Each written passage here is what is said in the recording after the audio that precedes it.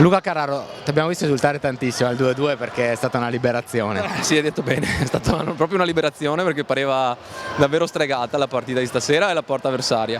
In realtà poi è durata anche poco l'esultanza perché mancava qualche minuto alla fine e l'obiettivo era sicuramente quello di provare a vincerla, non ce l'abbiamo fatta, però dai, partite così a volte fai fatica a riaddrizzarle, quindi esserci riusciti comunque ci conforta. Senti, parlando dal punto di vista tuo personale, che emozioni ti sta dando questa stagione? Hai lasciato il Padova dopo tanto tempo per abbracciare questo progetto, credo tu possa essere soddisfatto.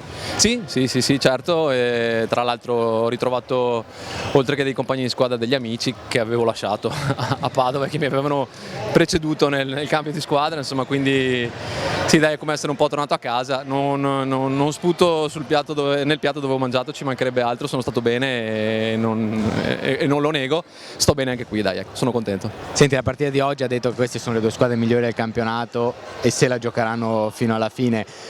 Chi ha qualcosa in più secondo te? Così mi metti in difficoltà. No, allora diciamo che se guardiamo l'andamento di questa gara sicuramente ai punti avremmo meritato noi, loro non hanno rubato niente, per carità, quindi il risultato è giusto, il risultato giusto è quello del campo indubbiamente. Vista la mole di gioco, ti ripeto, secondo me qualcosina in più abbiamo meritato noi. È anche vero che un campionato non si può assolutamente giudicare su di una partita soltanto.